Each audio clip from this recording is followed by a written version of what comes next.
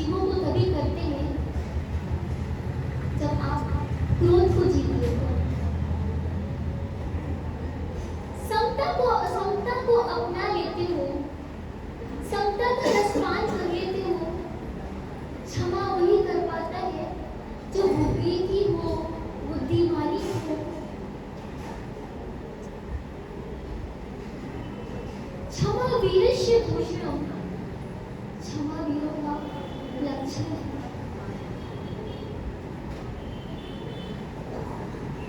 क्षमा मांगने वाला ही सबसे पवित्र और सम्माननीय व्यक्ति है, सबसे महान व्यक्ति है क्षमा मांगने वाला। अगर आप क्षमा नहीं मांग रहे हो, आप 1 इंद्रिय, 2 इंद्रिय, 3 इंद्रिय, 4 इंद्रिय जीवों से प्रतिक्रमण के माध्यम से क्षमा तो मांग लेते होंगे, लेकिन पंचेंद्रिय जीवों से भी क्षमा मांगना है वो कैसे?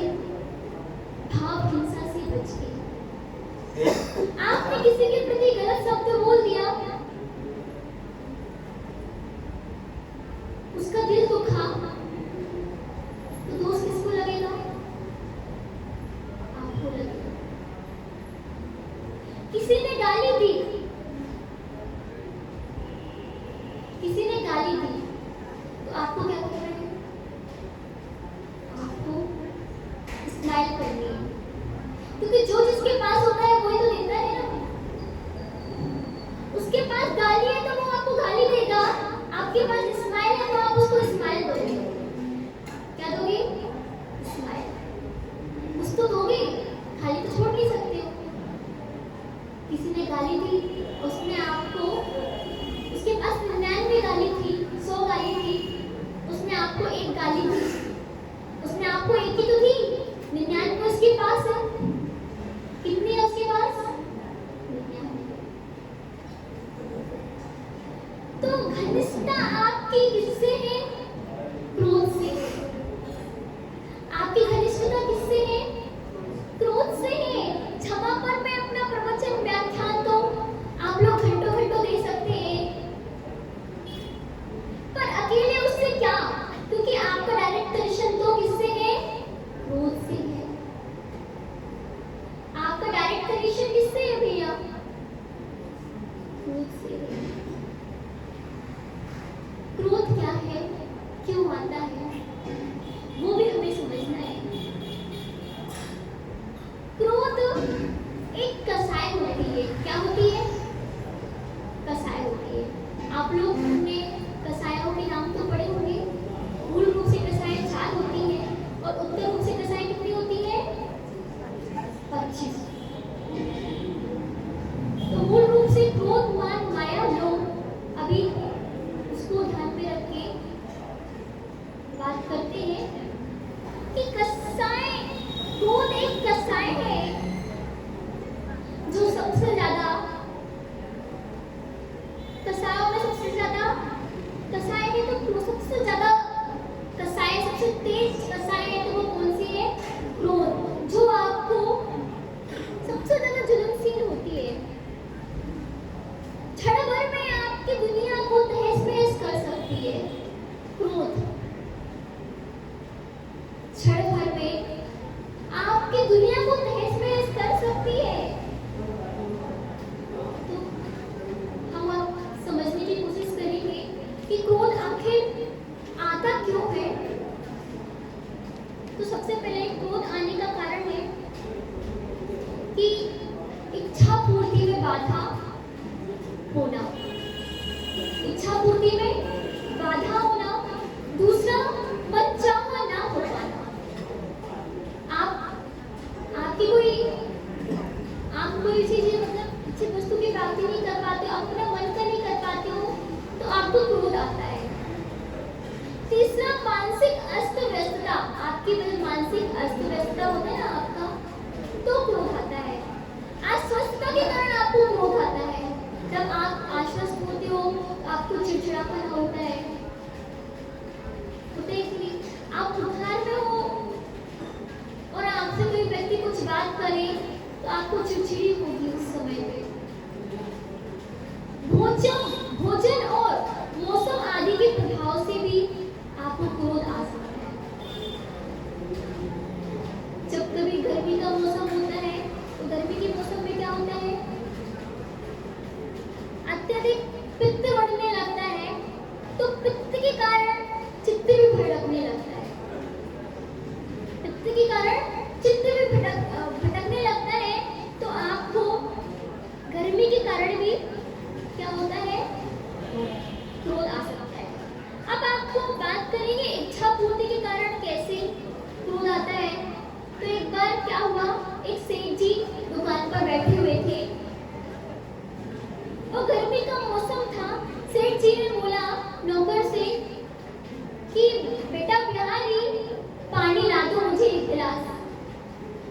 बिहारी पानी ले आया।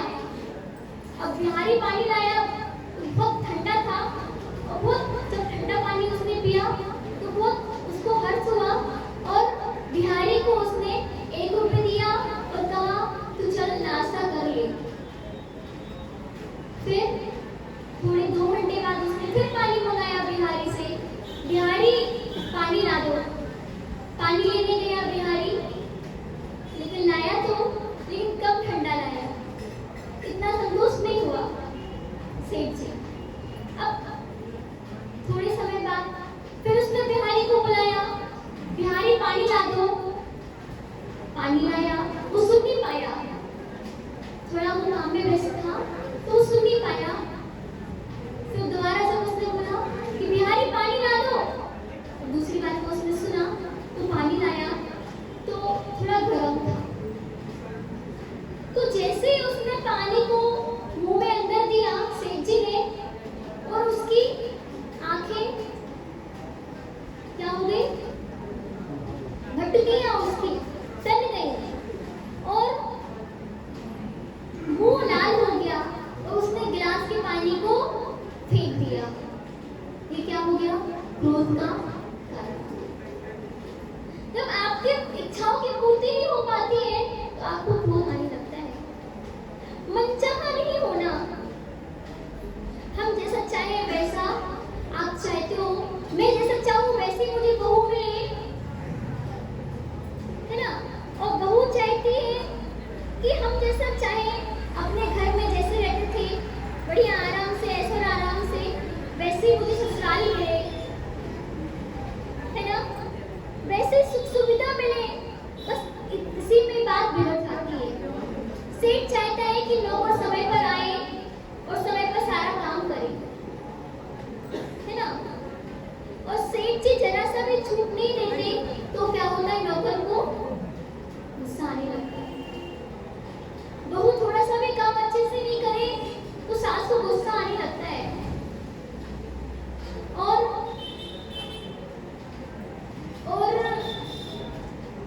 बहुओं को थोड़ी सी भी अनुकूलता ना मिले, दिन भर काम ही करना रहता है, दिन भर काम ही करते रहते हैं हम, तो बहुओं को भी गुस्सा आने लगता है।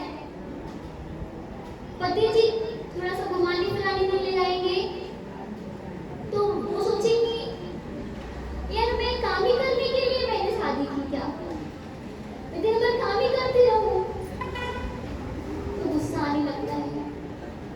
तो ये हुआ मनचाहा ना हो पाना। अब तीसरा, मानसिक अस्वस्थता के कारण। मानसिक अस्वस्थता के कारण जब भी गुस्सा आता है तो आप किसी पर काम पे उलझे हो, आप किसी काम में उलझे हो, वो समाधान नहीं मिल पा रहा है तो आप परेशान हो जाते हो। जरा हिसाब किताब जरा अच्छे से नहीं हो पाता है तो आप मानसिक अस्वस्थ हो जाते हो। उतने में कोई ग्राहक आके बोले मुझे ये चाहिए और आप इसमें लगे हो, हिसाब किताब में लगे हो, तो आपको क्या हो जाएगा, गुस्सा आने लगेगा।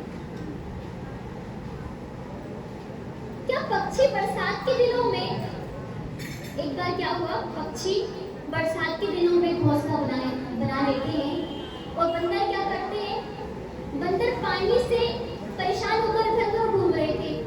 तो पक्षी ने कहा देखो मैंने इतना सुंदर घर बना लिया, तुम तो इतने बुद्धिमान हो, तुम भी एक सुंदर सा घर बना सकते हो। तो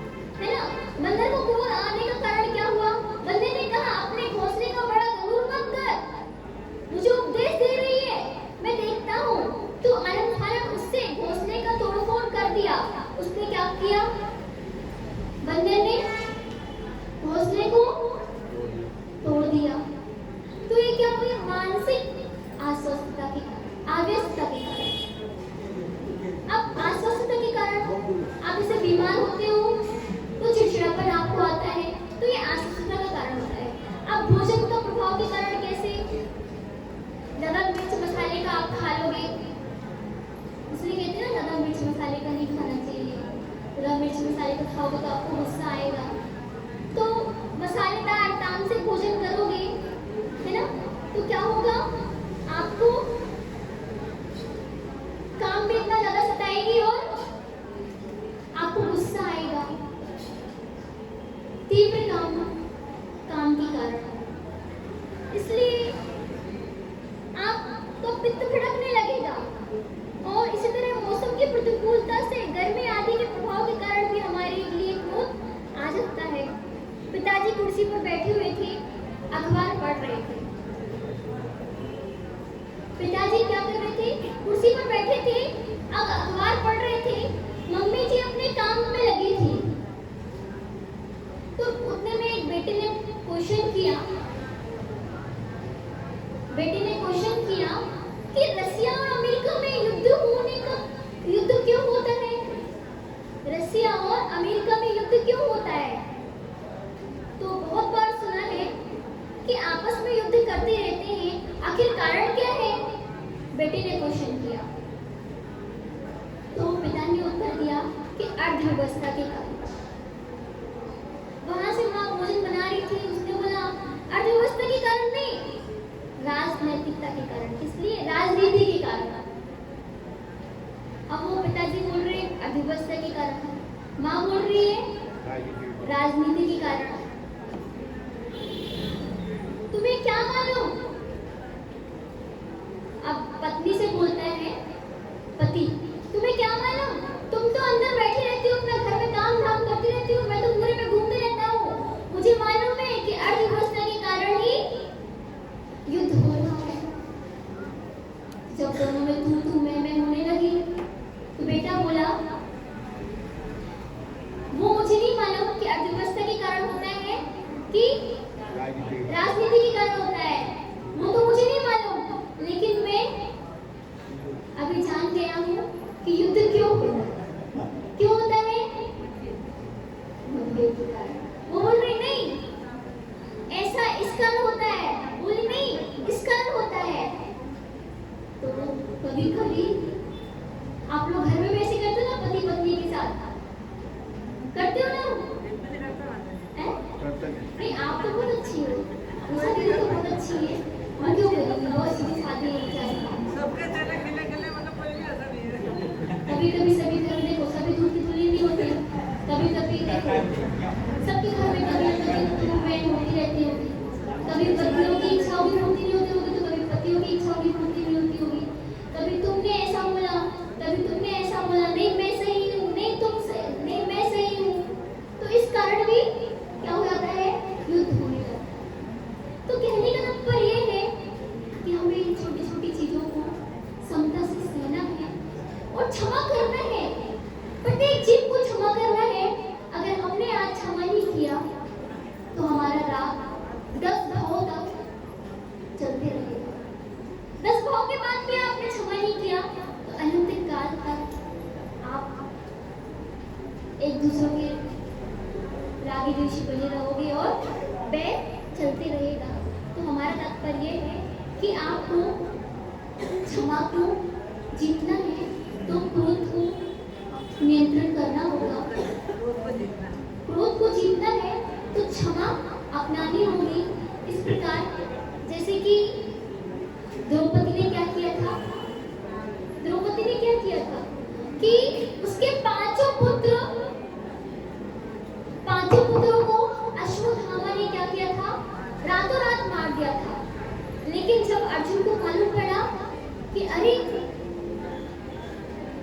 अश्वत्थामा ने हमारे पांचों पुत्रों को मार दिया, तो उसने क्या किया, अश्वत्थामा को द्रौपदी के सामने लाके खड़ा कर दिया। द्रौपदी ने जैसे अश्वत्थामा को देखा तो कहा, सोचा कि मेरे पुत्र तो चले गए, पांचों पुत्र वो वापस नहीं आने वाले। अगर मैं अश्वत्थामा को मारूंगा तो क्या इसकी माँ, जिससे मैं व्याकुल हो रही हूँ, इसकी माँ भी व्याकुल होगी। उसने क्षमा कर दिया किसको, अश्वत्थामा को। उसने क्षमा कर दिया। ये देखकर अश्वत्थामा भी पानी हो गया। सारे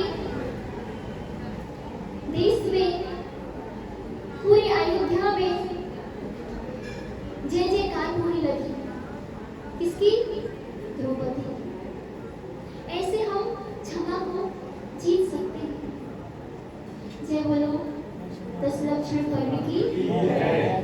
एकदम समाज